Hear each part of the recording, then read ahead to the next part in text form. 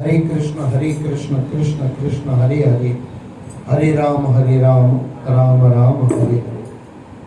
श्रीमद् भागवत महापुराण 11वें सिकंद का 23वां अध्याय 23वां, एक सहनशील ब्राह्मण की कथा। श्री सुखदेव जी ने कहा, परीक्षित, भगवान श्री कृष्ण की लीलाएं वास्तव में श्रवण योग्य है। वे प्रेम और मुक्ति के दाता हैं। उनके प्रिय सखा उद्धव जी के पूछने पर उन्होंने उज्जैन के एक ब्राह्मण की कथा सुनाई। श्री भगवान ने कहा, प्रिय उद्धव, प्राचीन काल में एक बहुत ही कंजूस, कामी और लोभी किस्म का ब्राह्मण उज्जैन नगरी में रहता था। बात बात में उसे बहुत शीघ्र क्रोध आ जाता। कोई उसका बंधु बांधव उससे प्रसन्न नहीं था, कोई उसका बंधु बांधव उससे प्रसन्न नहीं था, और ऐसे भी समझ लो ये भी किसी से प्रसन्न नहीं था। उसकी संतान तक उसकी कंजूसी से दुखी रहती थी। कोई उसका बंधु बांधव उससे प्रसन्न नहीं था। उसने जो धन एकत्रित किया था उसे वह छिपा कर रखता था। उसकी संतान तक उसकी कंजूसी से दुखी रहती थी। उस धन से न तो उसने कोई धर्म कमाया, न उसका उपभोग ही किया। अब यहाँ पे थोड़ा चिंतन करें। पहले तो आया सहनशील ब्राह्मण, वो तो आगे बताएंगे, लेकिन इससे पहले मस्त कहा गया कि बराबर सुनना। कई बार गुरु ऐसी बातें कह देता है, एग्जाम्पल देते हैं ब्राह्मण का और सिखाते हैं गुरु हमको। असल सिंधी में हिकिड़ी कहावत है, धकण धीअ खे त सिखे नूंहं। बराबर ना, सिंधी में कहावत है मस्त। हाँ, यानी बहू को कुछ बोलना है तो बेटी को बोल दो, यानी सास समझ जाएगी कि मुझे ही बोल रही है सास। ये बहू समझ जाएंगी कि सास मुझे ही बोल रही है। बात बरोबर समझना। बस इसी तरह कुछ एग्जाम्पल होते हैं कुछ हमारे समझाने के लिए। यहाँ पे क्या कह रहे हैं उनको थोड़ा ध्यान से समझें। बात बात में ऊपर आया, प्रिय उद्धव, प्राचीन काल में बहुत ही कंजूस, कामी, सबसे पहले कामी था। काम पूरा नहीं होगा ना, ये थोड़ा याद रख लेना। ये थोड़ी संसार की जो चीजें हैं ना, मिल जाए तो अभिमान आ जाता है, नहीं मिले तो क्रोध आता है, दूसरा कुछ है ही नहीं। लोभ आपने किया और लोभ रावण जितना पूरा हो गया। लंका आपने बना ली, आपका घर सोने का बना लिया, आपने जैसे सोचा था वैसे हो गया। आप अब अभिमानी हो जाओगे कि नहीं? नहीं मिलेगा तो क्रोध आएगा कि नहीं? नहीं मिलने पर संसार कुछ अटपटा सा है। मिल जाए तो अभिमान, नहीं मिले तो क्रोध। बेटे मानने लगे तो लगता है हमारे जैसा कोई बाप ही नहीं, क्या मैंने उनको संस्कार दिए। सब संस्कार अगर दे ही पाते तो रावण का तो पिताजी विश्वकर्मा ऋषि था ना, तो पता होगा, वो तो नहीं दे पाया। सब लोग मुझे माफ करना, समझने का प्रयास करना। भगवान श्री कृष्ण भी दुर्योधन को थोड़ी ज्ञान दे पाए क्या? नहीं दे पाए ना। लोभ से छुटकारा दिला पाए क्या? अगर कृष्ण की बातें, भगवान कृष्ण की बातें दुर्योधन सुन लेता, मजा आ जाता, लेकिन नहीं होता, युद्ध नहीं होता। लेकिन कहां समझा पाया? अब आप कहोगे भगवान कृष्ण नहीं समझा पाया, मैं कहूंगा नहीं, दुर्योधन समझ नहीं पाया। हकीकत यही है, जो गुरु एक को दे सकता है वो दूसरे को क्यों नहीं दे सकता? लेकिन पात्र बराबर हो ना भाई। एक होता है पात्र, एक होता है सुपात्र, एक होता है कुपात्र। सुपात्र है बहुत जल्दी समझ जाएगा, इशारे से ही समझ जाएगा, और पात्र होगा तो थोड़ा हाथ से समझ जाएगा, और कुपात्र होगा कभी नहीं समझेगा। थोड़ा खुद को चेक करना, आप तीन ही कैटेगरी में से कौन सी कैटेगरी में आते हो? कुपात्र हो तो तुरंत छोड़ दो, पात्र हो जाओ। अच्छा, पात्र का भी अर्थ मस्त निकलता है। पात्र यानी असा सिंधी में अगर चाहूं तो भाषण, जिसमें कुछ रख सकते हो। आपने सुना होगा, नहीं सुना हो तो मैं आपको बता देता हूं, शेरनी का दूध ऐसे वैसे पात्र में नहीं जाता, किसी भी पात्र में डाल दो, वो शेरनी का दूध में इतनी ताकत होती है, वो बर्तन को फाड़ करके नीचे बह जाएगा। उसके लिए चाहिए सोने का पात्र। सोने के पात्र को शेरनी का दूध फाड़ नहीं सकता, यानी तोड़ नहीं सकता है बर्तन को। बस ऐसा वाला जिस दिन हम सुपात्र हो जाएंगे, कृष्ण तो आज भी मिल सकता है। अर्जुन तैयार हो तो कृष्ण आज भी तैयार है। दुर्योधन है, इसके लिए कृष्ण दिखाई नहीं देता। बस इतना है, ये समझ में आ जाए, आनंद आ जाए।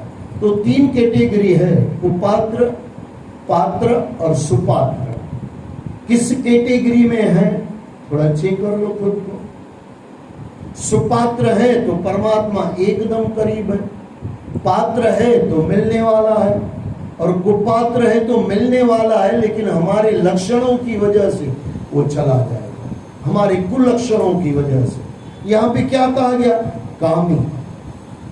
कामी आदमी को आप चेक करना, काम में सक्सेसफुल हो गया, अभिमान आ जाएगा मेरे जैसा सुंदर नहीं। अच्छा, काम में पूरा नहीं हुआ तो अच्छा, एक काम सब तरह से ले लो, कामी को कामी तरफ से भी ले लो, कामनी को कामनी तरफ से भी ले लो, और काम यानी संसार के कोई भी काम। आपको डॉक्टर बनना है, ये भी तो काम है ना, बराबर ना? आपको बर्तन मांजने हैं, ये भी तो काम है ना। काम ब्रॉड माइंड है, थोड़ा बड़े दिमाग से सोचना। ये अभी तालपत्री पथारी है ना, इसको भी काम कहा गया।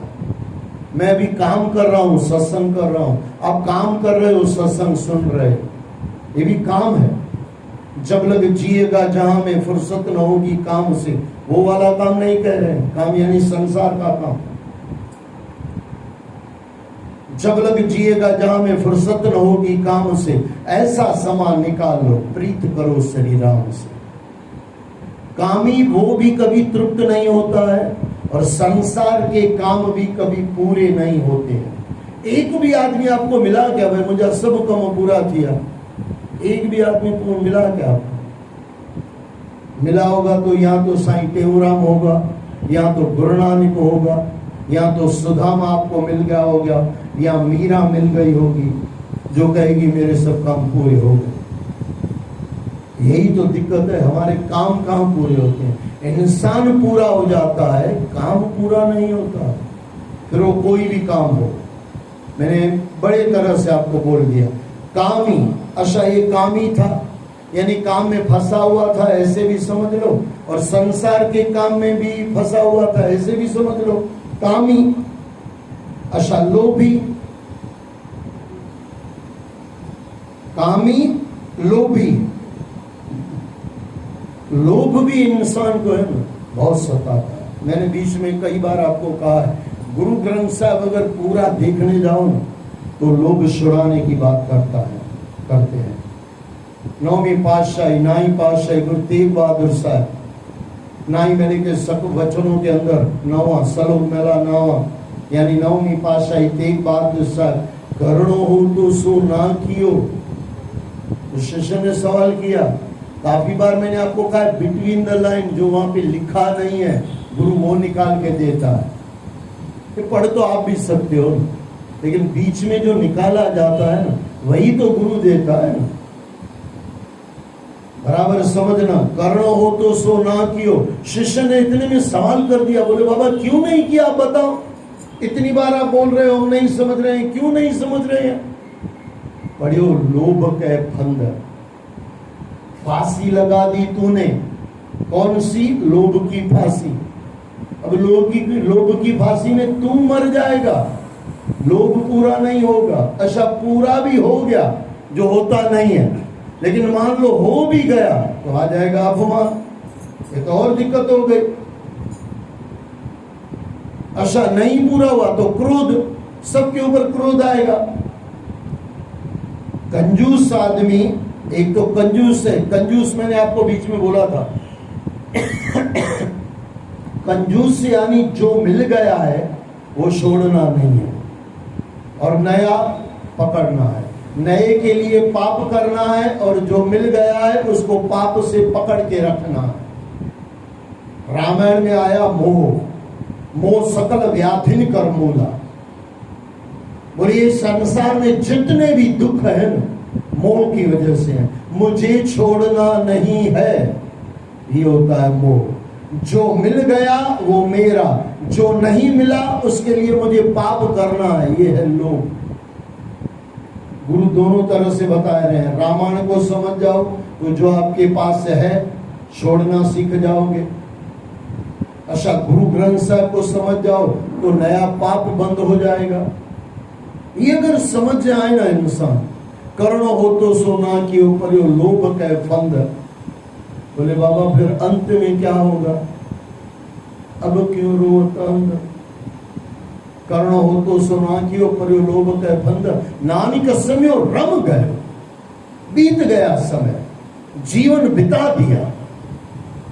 जीवन को बिताने से अच्छा क्वालिटी में जियो, आनंद से जियो। सच पूछो ना, मेरे हिसाब से भक्ति क्या है, संतों के हिसाब से भक्ति क्या है?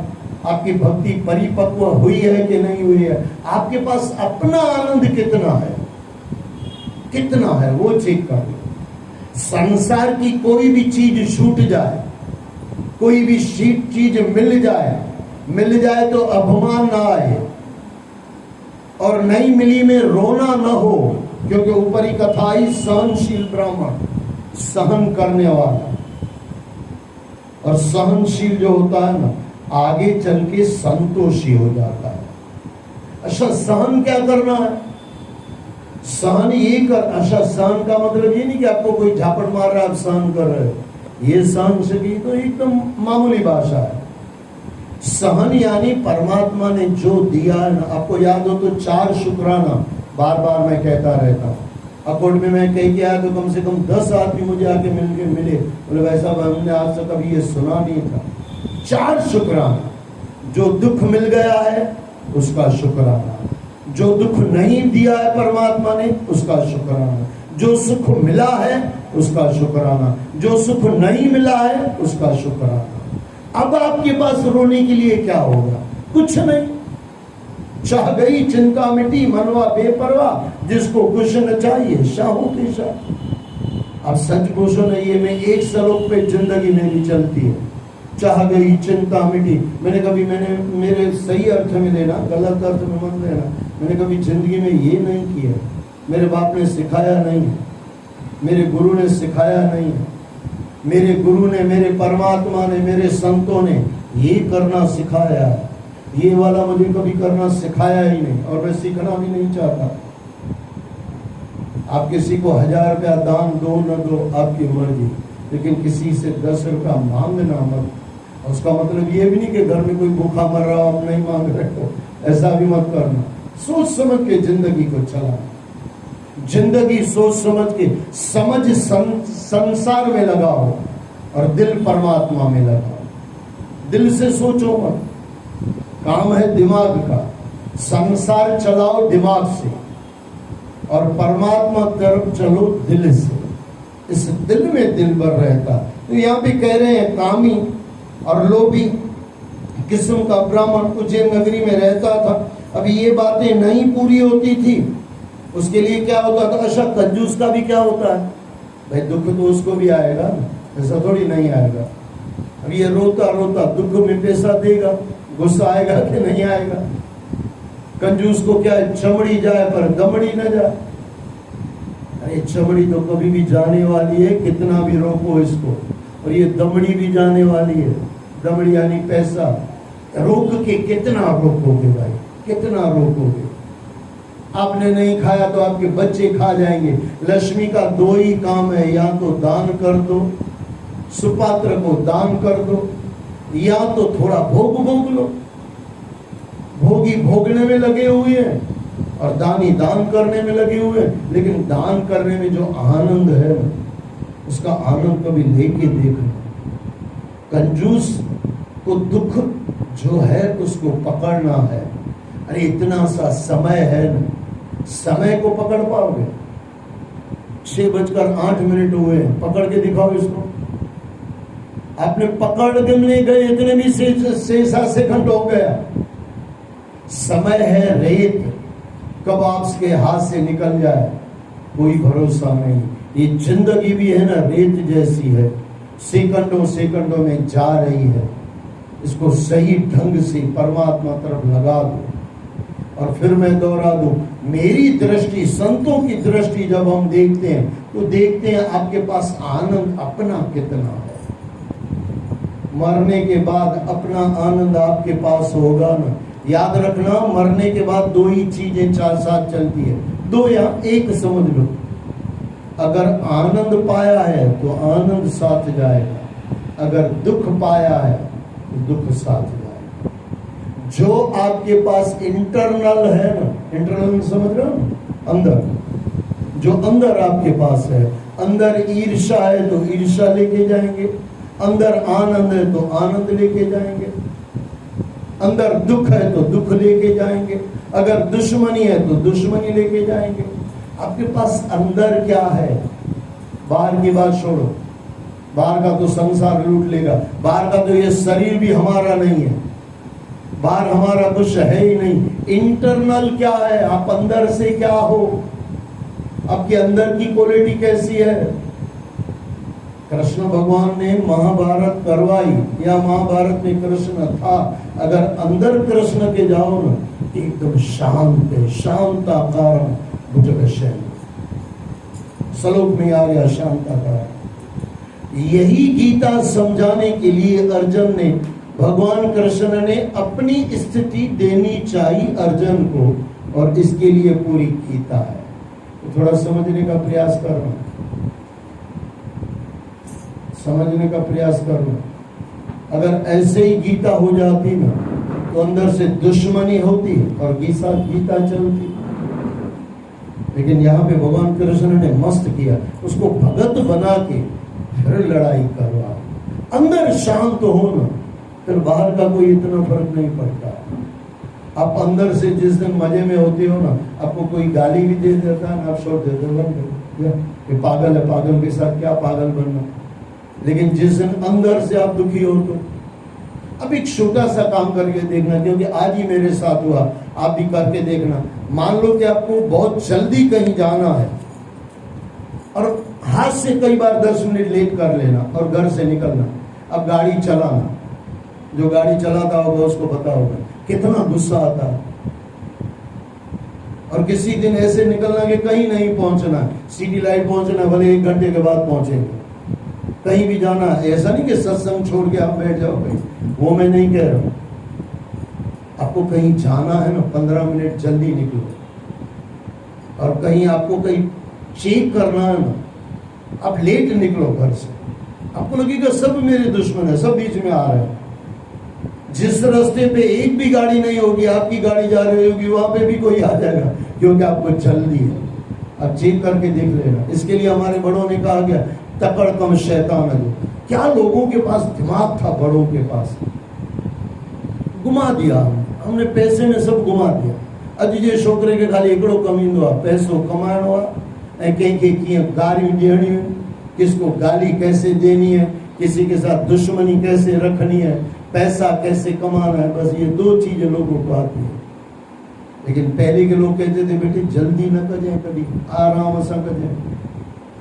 और जो आप ये आलस नहीं हो रही है, आलस का मतलब गलत मत है, मैं आलस नहीं कह रहा हूं, आलस का यहाँ पे कोई मतलब नहीं है। लेकिन एक चीज है, अगर आप शांति से कोई कार्य करो ना, उसका मजा कुछ अलग होता है। आप करके देखना। आपको यहाँ पे आना है, वैसे सब जो 15-20 मिनट में आते हो, आप आराम से निकलो, 15 मिनट पहले निकल जाओ। अब रास्ते का भी मजा ले पाओगे। लेकिन अगर आप जल्दी जल्दी निकले होते हो ना, आपके बगल में 2000 या 500 रुपए की नोट पड़ी होगी तो भी दिखाई नहीं देगी, क्योंकि आपको टारगेट है, मुझे पहुंचना है, मुझे पहुंचना। ये टारगेट संसार में अलग जगह रखो, बाकी टारगेट जैसा निकाल दो, कहाँ पहुंचना है।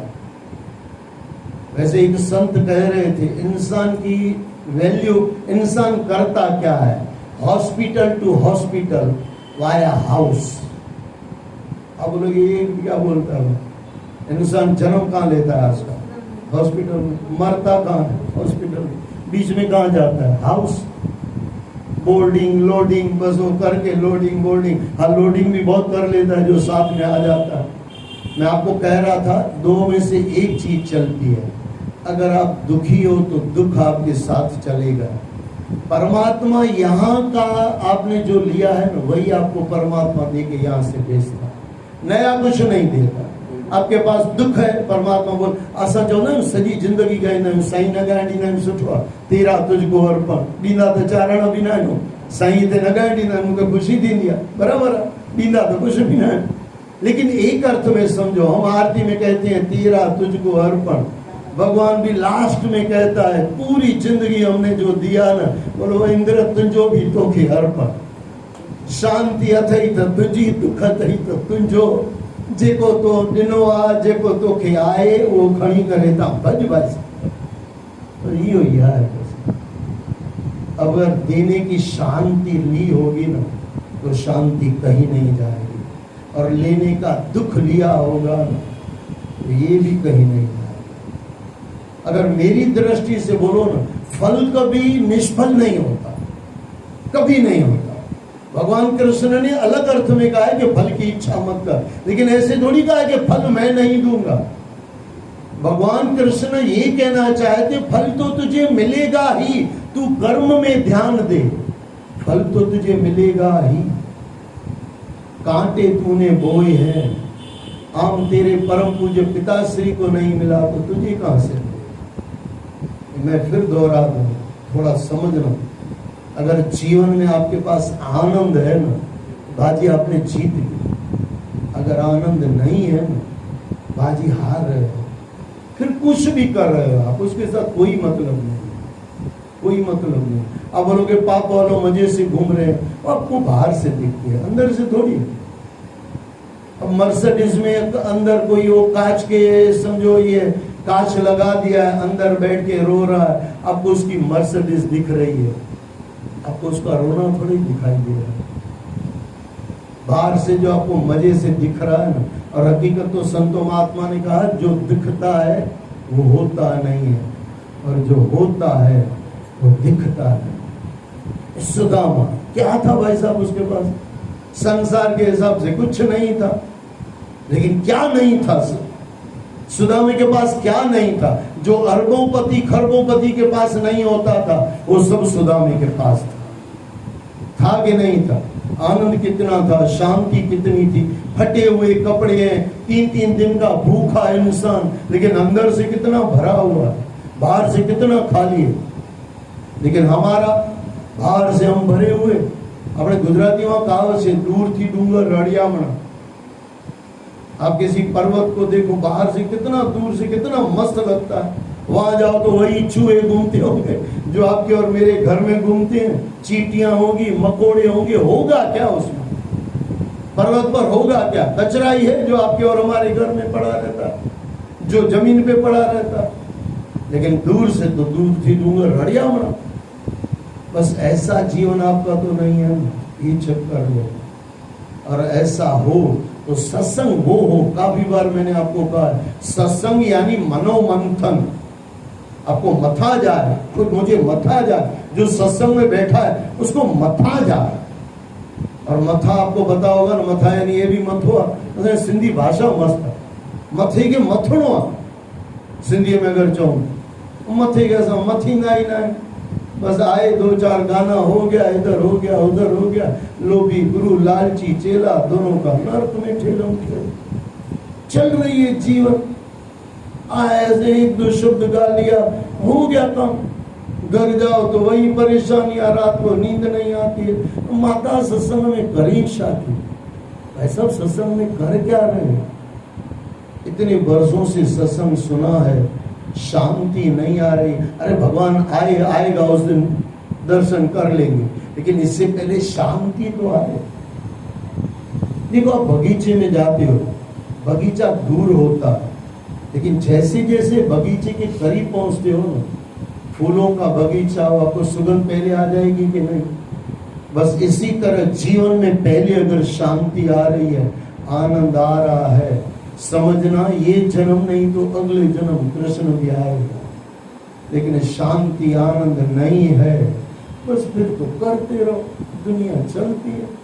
असां बाबे हिकिड़ो डायलॉग हूंदो, सिंधी जो डायलॉग आहे, अंध भी कहाणी मंद भी कहाणी, कहाणी असांजी ढगी हलते मां भी कहानी। एक पागल है, हिंदी कर रहा हूँ मैं, पागलों की दुनिया है। बोले मैं अकल वाला रहूंगा तो मैं भी पागल हो जाऊंगा, इससे सब पहले से ही पागल हो जाए। पागल हो, रीढ़ चाल है ना, रीढ़ गधे की चाल तो नहीं, रीढ़ आपके रिढ़ियों की तो ना, हाँ भेड़ चाल, असां सिंधी में रिढ़वरी चवंदा आहिनि, भेड़ चाल। अच्छा ये भेड़ चलाने वाला क्या करता है पता है? एक दो भेड़ को लेके चला जाता है, बाकी तो दौड़ती चली जाती है। उससे एक कहावत आती है, बोले एक वो टीचर ने पूछा, बोले 100 में से 5 भेड़ चली गई, 5 भेड़ चली गई तो बाकी कितनी बची? शिष्य ने, सबने बोला 55। एक शिष्य उठा, बोले बाबा सच्चा वाला जवाब दूं कि लिखने वाला जवाब दूं? बोले भाई ये सच्चा वाला और लिखने वाला अलग होता है। कि बोले हाँ मैं भेड़ ही चढ़ाता हूँ, मेरी जिंदगी भेड़ चलाने में चली गई। बोले ठीक है पहले वो बता। बोले 55 तो सबको पता है, जैसे माता जी ने कहा। बोले अगर सही में पूछो ना बाबा, एक भी भेड़ रहेगी नहीं, 55 में से 5 जिधर भेजोगे ना, कट कर दो तो वो भी सब कट हो जाएगी। ये इंसान का जीवन नहीं होना चाहिए, ये नहीं होना चाहिए। होना चाहिए मनोमंथन, मेरे सत्संग में से मैं क्या ले रहा हूँ, यानी सत्संग सुनने के बाद मैं क्या ले रहा हूँ, नहीं ले रहा हूँ तो क्यों बैठा हूँ। इसका मतलब ये नहीं कि बैठना नहीं है, गलत अर्थ मत लेना, अर्थ का गलत अर्थ बहुत हो जाता है। अगर बैठना ही है, 1 घंटा बैठना ही है, आधा घंटा बैठना ही है, तो पास होके क्यों ना निकलो भाई। बैठना तो वैसे भी है, जीवन तो वैसे भी जा रहा। भगवान कृष्ण के सामने अर्जुन ने यही तो कहा था, बोले इससे अच्छा मैं कर्म ही नहीं करूं। बोले क्या करेगा? बोले बैठ जाऊंगा या भाग जाऊंगा। बोले भाग जाएगा ये भी कर्म हो गया, और बैठ जाएगा ये भी कर्म हो गया। क्यों कर्म हुआ? क्योंकि जिंदगी तो चल रही है। जिंदगी तो मैंने बोला ना, हाथ में रेत की तरह जिंदगी फिसलती जाती है। आप क्या कर रहे हो? बैठ रहे हो तो बैठे ही रह जाओगे, फिर अगला जन्म बैठने के लिए नहीं मिलेगा। इस जन्म में 2 पैर मिले, अगले में 4 पैर मिलेगा। भाई अभी बराबर खड़े हो जाओ, क्योंकि खड़ा रहना आपको जीवन में आया नहीं। गधे के बराबर घूमो, फिर 4 पैर मिल जाएंगे। इसके लिए ये थोड़ी तमन्नाओं से बाहर निकले।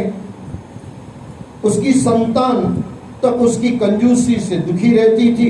उस धन से न तो उसने कोई धर्म कमाया, न उसका उपभोग ही किया।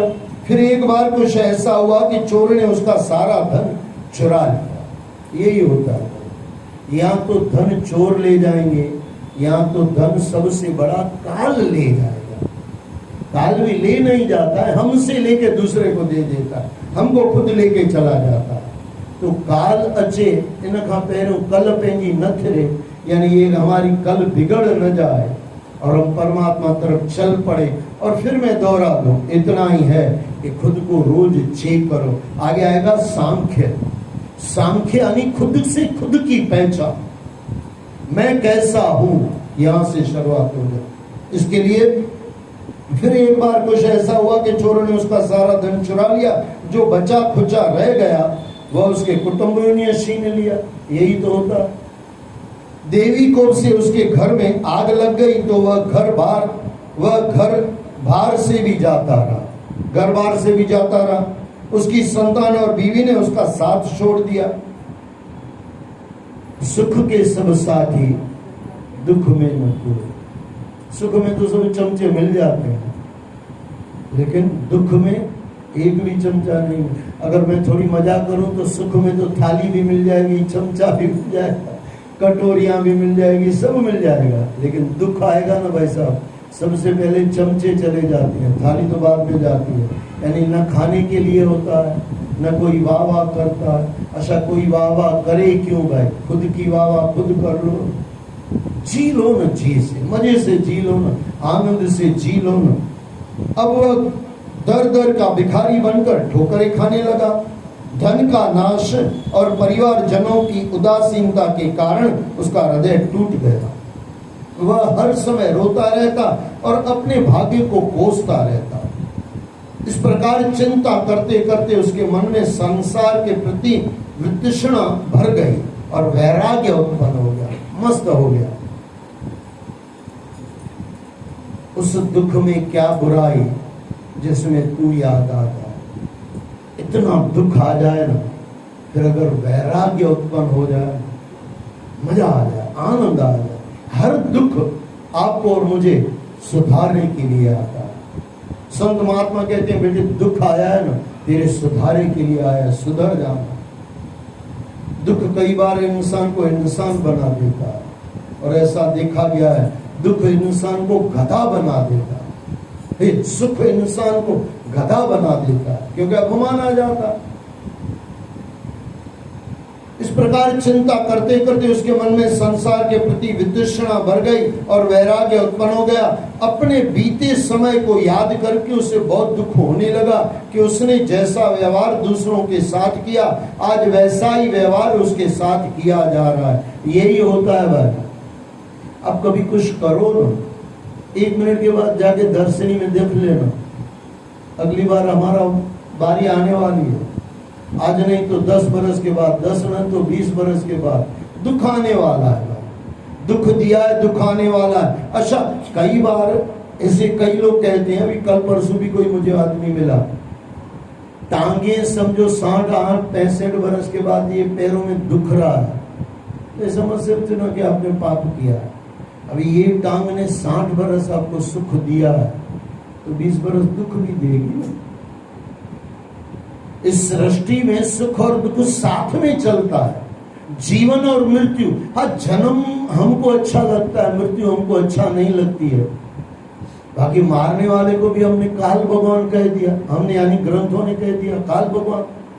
सृष्टि की जो लय करता है, मार देता है, उसको भी भगवान कहा गया, बराबर के नहीं। यानी सृष्टि में सुख और दुख साथ में चलते हैं। सुख जिंदगी में अगर आपने सुख दिया है जिंदगी ने, तो थोड़ा दुख भी देगी, और उसके लिए तैयार रहो। हाँ, बाकी आपकी 20, 25, 30 बरस उम्र है, आपकी घुटने दर्द कर रहे हैं, तो थोड़ा चेक करो क्या खाया, पिज्जा कितना खाया, पास्ता कितना खाया, क्या खा के आपका शरीर बढ़ गया, फिर वो चेक करो। बाकी 60-65 बरस के बाद, अच्छा आपको जीवन में 30-35 बरस में नींद नहीं आ रही है, तो थोड़ा कर्मों को चेक कर लेना। और 80 बरस की माता हो गई और नींद नहीं आ रही है, तब भक्ति कर लेना। चिंता मत करना कि मैंने क्या पाप किया, ये थोड़ा सोच लेना। क्योंकि एक जगह मैंने कह दिया कि ये शरीर दुख देता है, तो चेक करो आपके पाप का फल होगा। तो 80 बरस की माता जी मेरे सामने आके रुकी, मुझे भी बोले रात को नींद नहीं आती है, मैंने कौन सा पाप किया। मैं बोला भाई 7 बरस 70 बरस आपने नींद बढ़िया ली ना। बोले हाँ भाई 70 बरस तक बढ़िया दिया, भगवान ने मस्त नींद दी। मैं बोला 10 बरस ये जो अभी आपको 5-10 बरस से नींद नहीं आ रही है ना, ये परमात्मा बोल रहा है बेटे भक्ति कर ले, तैयारी कर ले और चलने की तैयारी कर ले। हर समय ऐसे नहीं कि पाप से नहीं तोला जाता। अब आपको इतना शरीर बढ़िया चल रहा है, 60 बरस बढ़िया चला, तो 5 बरस दुख भी आएगा ना, शरीर का नियम है। जो 60 बरस टांगों ने साथ दिया, 20 बरस दुख भी देगी ना, क्यों नहीं देगी, और उसके लिए तैयार रहो। हाँ, एक है भगत हंस के स्वीकार करता है और ठगत रो के भोगता है, बस इतना फर्क है। अगर हंस के स्वीकार कर लो ना तो भगत हो, उसने जैसा व्यवहार दूसरों के साथ किया, आज वैसा ही व्यवहार उसके साथ किया जा रहा है। उसने अपने मन में विचार किया कि चोरी, हिंसा, असत्य बोलना, अपमान करना, कामुकता, क्रोध, अहंकार, वैर करना, चुगली करना, अविश्वास, स्पर्धा यानी दूसरों से आगे जाना है, लंपटता, जुआ खेलना, मदिरा और मांस का सेवन करना आदि अनर्थ के साधन हैं। अब चेक कर लो आपकी गलती कौन सी है। अब खुश मत होना, ये मेरे में नहीं है, ये मेरे में नहीं है, उसका अभिमान मत करना। मैं फिर से दोहरा रहा हूं, क्योंकि आजकल इंसान यही करता है, मुख्यतः हिंसा तमा के ना करना, माँ तती और मसी न खाइनो। अरे माँ भाई तू मोह पकड़े करे बैठो है, मोह के चले तू, जिसकी जो दवा है ना वो ले लो। हम क्या करते हैं, अब बुराई तो एक होती है, चार बुराई नहीं है, चार बुराई का अभिमान आ जाता है, और जो बुराई है ना उसको हम कभी ध्यान ही नहीं देते। फिर से मैं दोहरा रहा हूं, अब अपना देख लो आपकी गलती कौन सी है। उसने अपने मन में विचार किया कि चोरी, आप भी अपने मन में विचार करो, चोरी, हिंसा, असत्य बोलना, अपमान करना, कामुकता, क्रोध, अहंकार, वैर करना, चुगली करना, अविश्वास, स्पर्धा, लंपटता, जुआ खेलना, मदिरा और मांस का सेवन करना आदि अनर्थ के साधन है, जो संग्रहित धन का यथाशीघ्र विनाश कर देते हैं। सगे मन में अशांति भी ला देते हैं। यहाँ कहते हैं मन ये विनाश कर देते हैं धन का, लेकिन मन का भी सत्यानाश कर देते हैं। सगे संबंधी भी धनाभाव में किनारा कर जाते हैं, धन अभाव में किनारा कर जाते हैं। मैं अपने कर्तव्य से नीचे गिर गया इत्यादि प्रमाद के कारण मैंने अपनी आयु, धन, परिजन और बल, पौरुष सभी कुछ खो दिया। हम भी खो नहीं देते, जवानी भी चली जाती है, पैसे भी चले जाते हैं, बुढ़ापे में आता है कि 10 रुपया दान करो, तब वो बच्चे पैसा देते नहीं, जब होता है तब दान नहीं करते हैं, और जब बोलते हैं बच्चों को कि 10 रुपया दान करो, लड़के नहीं देते, लड़के नहीं देते हैं। ये समझना, मैंने शब्द को बदल दिया, आनंद है भाई साहब, शब्दों का आनंद है। लड़के नहीं देते, नहीं देंगे भाई। इत्यादि प्रमाद के कारण मैंने अपनी आयु, धन, परिजन और बल, पौरुष सभी कुछ खो दिया। अब तो वैराग्य ही वह पथ है जिस पर चलकर इस संसार सागर से पार जा सकता हूँ। मैंने मनुष्य जीवन का सदुपयोग नहीं किया, सदैव अपना ही सोचता रहा। यही तो हम करते हैं। सच पूछो ना, ये ब्राह्मण के इशारे से हमको ही लाठी पड़ रही है, अगर सोचने जाओ तो। सदैव अपना ही सोचता रहा, दूसरों के कल्याण के लिए कभी कुछ नहीं किया, परंतु अब मैं अपना शेष जीवन परमात्मा में लगा दूंगा। इतना भी अगर इंसान को आ जाए ना, मजा आ जाए। ऐसा सोचकर उस ब्राह्मण ने मैं और मेरा की गांठ खोल दी और मौन धारण कर लिया। वह मौनी सन्यासी बन गया। आपको याद हो तो 4 मैं देता रहता हूँ, जिसमें मैं भी चलता हूँ। अधिकार छोड़ो, जवाबदारी पूरी करो, अधिकार छोड़ो, कुछ दान पुण्य करो, और चौथा मौन, जो मेरे प्रिय में से है, चौथा वाला मौन। और 5वां सत्संग। यहाँ पे वही कह रहे हैं, मौन धारण कर लिया, वह मौनी सन्यासी बन गया। अब उसके मन में किसी भी स्थान, वस्तु और व्यक्ति के प्रति आसक्ति नहीं रह गई, मोह निकल गया। उसने अपने मन, इंद्रिय और प्राणों को वश में कर लिया। उसने सोच लिया कि कितना भी कष्ट क्यों न सहना पड़े, वह कभी किसी दूसरे को पीड़ा नहीं पहुंचाएगा, कभी किसी को दुख नहीं देगा। उसके बाद वह स्वच्छंद रूप से पृथ्वी पर विचरण करने लगा। उसे जहां भी, जो भी, जैसा भी मिल जाता खा लेता। ये 4 को मिलाओ, सुख का शुक्राना, सुख मिला है उसका शुक्राना, नहीं मिला है उसका शुक्राना, दुख मिला है उसका शुक्राना, दुख नहीं मिला है उसका शुक्राना। तो क्या हुआ, जो भी मिला है, जैसा भी मिला है, ये नहीं लग रहा है, इसमें से ही आ गया 4। जो भी मिला है, जैसा भी, यानी दुख मिला है कबूल, दुख नहीं मिला है कबूल, अभिमान भी ना आ जाए। वो उसे जो भी, उसे जहां भी, जो भी, जैसा भी मिल जाता खा लेता, जहाँ जगह देखता सो जाता, जो कपड़ा मिलता वह पहन लेता। उसकी ऐसी दशा देखकर लोग उसे तरह तरह से सताते। हाँ, ये याद रख लेना, जितने आप सीधे उतना दुनिया आपको परेशान करेगी। मैं कल परसों ही किसी को कह रहा था, मैं बोला सादा हूं, बेवकूफ नहीं हूं। तू क्या कर रहा है मुझे पता है। सादा हूं, सादा बन जाना, बेवकूफ मत बनना। लुटा लो, किसी को लूटो मत, लेकिन कोई लूट रहा है उतने ही आनंद से लुटा भी लो, क्योंकि लुटा जो खुद को लेता है ना, उसको परमात्मा दे देता है। लेकिन हाथ से नहीं लूट, ऐसे नहीं कि पंज लख बयान देंगे दे चलो, मैं ये नहीं कह रहा हूँ भाई साहब, ये नहीं। इसके लिए तो मैंने कहा भाई मूर्ख मत बनना। मैं बार बार कहता हूँ कि भाई मैं मूर्ख नहीं हूँ, सादा हूँ। अब संत को गाली दे तो क्या उसको पता नहीं है कि गाली ये गाली है? संत को पता नहीं है, उसने नहीं देखा नहीं है संतों ने गाली ये गाली होती है। लेकिन संत सादा है, बेवकूफ नहीं है। कई बार कोई मुझे कह रहा था, बोले भोले शंकर भगवान भोले। मैं बोला सोच समझ के बोल, कभी लाफा मारेगा। भोले नाथ है, भोले नहीं है। अब फिर मजे से बोल दो भोले, वो भी चला लेता है। लेकिन हाँ भोले बाबा, लेकिन बाबा कौन? बच्चों हमारे जैसे भोले का वो बाबा है, भोलेनाथ है। उसका पूरा नाम है भोलेनाथ, भोले नहीं है। भोले यानी समझ रहे हो ना, भोले यानी बस भाई देंगे अकुल न हो जे। असां जेड़ा अकुल वारा पंहिंजा अकुल रखी करे, अकल छोड़ के जब परमात्मा तरफ आ जाते हो ना, भोले बन जाते हो ना, वो भोले का नाथ बन जाता है, भोलेनाथ। आधा कभी मत बोलना भोले, हाँ वो चला भी ले कभी नहीं भी चला ले, कि बोले चमाटा भी चले। भोले तू, भोले मैं नहीं, शंकर भगवान भोले नहीं है। इतनी सृष्टि को चला रहा है मजे से, वो कभी भोले हो सकता है क्या? लेकिन भोला नाथ है। बराबर समझना ऐसी चीज को, कभी भी है सादे बनो। दुनिया दुख देगी, लेकिन दुनिया का नजारा देखते चलो ना, मजा है।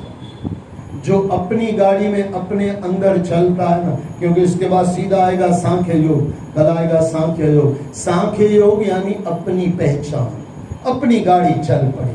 और जिसकी अपनी गाड़ी अंदर से चलती है ना, बाहर से कितना भी कुछ भी हो कोई फर्क नहीं पड़ता, अंदर गाड़ी चल पड़े।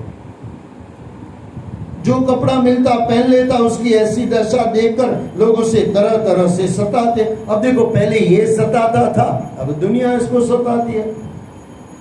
उस पर थूकते, पत्थर मारते, पेशाब कर देते, उस पर गंदगी फेंक देते, उसे लात घूसों से मारते, लेकिन वो चुपचाप चला था। अच्छा, इसने इतनों को दुख दिया था, तो पता नहीं कि मुझे दुख दे रहे हैं, पता है। लेकिन अब ये सादा बन गया है, भोला बन गया है। अब ये भोलानाथ का भगत बन गया। फिर वो विष्णु का भगत हो तो भी भोलानाथ ही के भगत है, इतना ही समझ लेना। उसे लात घूसों से मारते, उसे नंगा कर देते, उसी भिक्षा को छीन कर बिखेर देते, परंतु वह उनसे कुछ नहीं कहता था। मजे तूने लूटे हैं, मुसीबतें कौन संभालेगा। हंस हंस के किए हुए पाप रो रो के हिसाब देना पड़ता है, हिसाब तो देना ही है। चुपचाप सहन कर लेता था।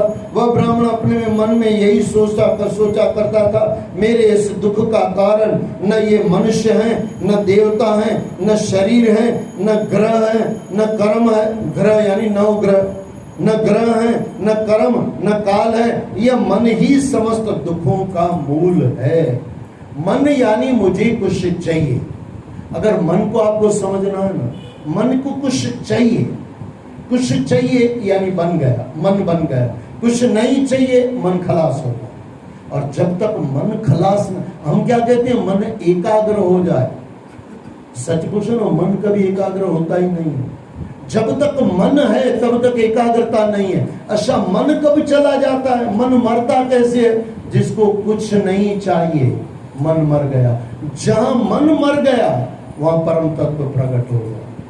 चाह गई वाली याद रखो, चाह वो नहीं जाए, पीने वाली चाय तो भले मेरी नहीं गई है, चाह गए, चाह चली जाए, दूसरों से मांग चली जाए। जो जैसा है, ऊपर कह के आए, जैसा था वैसा स्वीकार है, इतना आ जाए तो आनंद आ जाए। दुख का कारण ये मनुष्य है न मनुष्य है। असल हमको ऐसे ही लगता है ना, ये इसने दुख दिया, उसने देख दिया, अच्छा देवता, हमको लगता है देवता ने दुख दिया।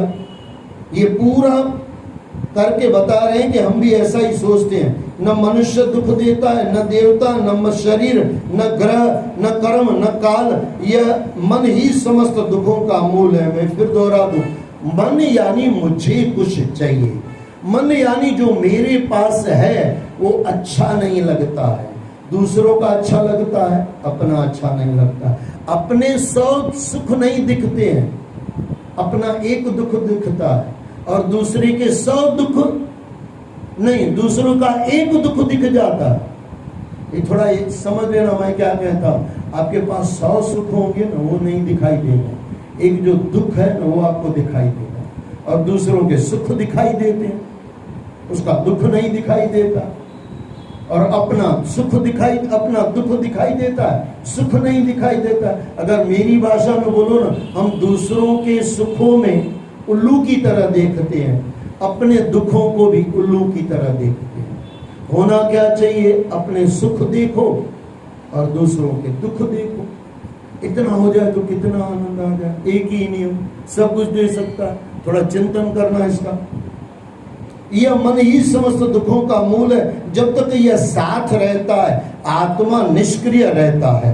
मन के कारण ही यह मनुष्य विषयों में लिप्त होता है। मैं फिर दोहरा दूं, मन यानी मुझे कुछ चाहिए। यहाँ आया, ये पसंद आ गई, ये मुझे चाहिए। कुर्सी देख ली, कुर्सी चाहिए। पंखा देख लिया, पंखा चाहिए। आपके साथ नहीं होता है कि आप किसी के घर पे गए, वॉशिंग मशीन देख ली, आपको लगी ये अच्छा है, ये लेने जैसा। किसी की कार देख ली, ये क्या मन ने दिखा दिया, अब ये मन लोभ करता है, उसको कुछ चाहिए। मुझे कुछ नहीं चाहिए, मन चला गया। मुझे कुछ चाहिए, मन पैदा हो गया। मनुष्य विषयों में लिप्त होता है और कर्मों मन के कारण ही यह मनुष्य विषयों में लिप्त होता है और कर्मों की आसक्ति में बंध जाता है। मन का समाहित हो जाना ही परम योग है। देखो आ गया शब्द समाहित, यानी लय हो जाए। बूंद समुद्र में मिल जाए, ऐसे एक तरह से बूंद मर गई, लेकिन एक तरह से बूंद समुद्र बन गई। बराबर के नहीं? बूंद मर गई लेकिन समुद्र में मिल गई। समाहित हो जाना ही परम योग है। जिसका मन शांत है, शांत मन यानी कुछ नहीं चाहिए, शांत, उससे दान आदि सभी सत्कर्मों का फल प्राप्त हो जाता है। मन को वश में करके ही इंद्रियों पर विजय प्राप्त की जा सकती है। यह मन जिस शरीर में रहता है उसे ही सुख दुख का अनुभव होता है, उसको ही सुख दुख लगता है।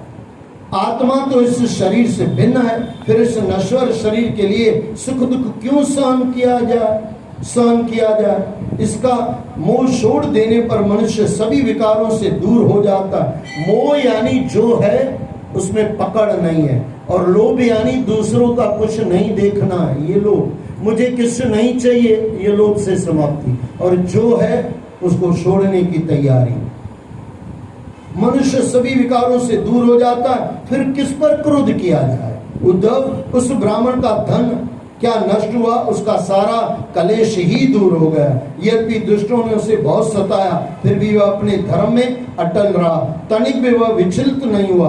वह मन ही मन कहा करता था कि संसार में मनुष्य को कोई दूसरा सुख दुख नहीं देता, यह उसके चित्त का भ्रम मात्र है। भ्रम यानी मुझे कुछ चाहिए तो आपको दुख आ गया, और मुझे कुछ नहीं चाहिए तो दुख का कोई सवाल ही नहीं है। यह उसके चित्त का भ्रम मात्र है। यह सारा संसार और उसके भीतर मित्र, उदासीन और शत्रु के भेद अज्ञान के द्वारा ही कल्पित है। कल्पित है, दुश्मन भी कल्पित है, दोस्त भी कल्पित है। न कोई दुश्मन है न कोई दोस्त है, मरेगा तो अकेले ही हम मरेंगे। इसलिए प्रिय उद्धव, अपनी समस्त वृत्तियों और कर्मों को मुझ में तन्मय कर दो और अपनी सारी शक्ति लगाकर मन को वश में करो और फिर मुझ में स्थित हो जाओ। सारे योग साधन का बस इतना ही सार है। बोलो श्री कृष्ण भगवान की जय। जय जय श्री राधे, जय जय श्री राधे, जय जय श्री राधे।